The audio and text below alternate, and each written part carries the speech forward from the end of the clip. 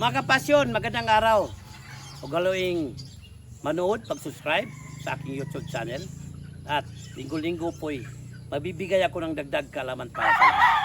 Para sa ating, especially sa ating mga backyard racers na gusto matuto, gusto maragdagan yung kaalaman sa pagmamanok. Maraming salamat. Kita-kits tayo, mga kapasyon.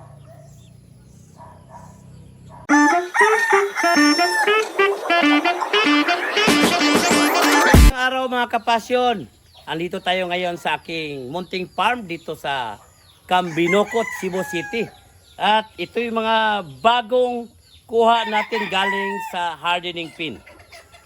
After nito, pinin lang itali, pero bago yan, kailangan po nating turukan ng Big Complex, gaya ng Big Sun XP, at purgahin natin ng Strong Guard. Isang tabita, pwede na sa kanila. Ito'y nasa mga 5 months, lumalaban na, kaya ito pwede na silang itali.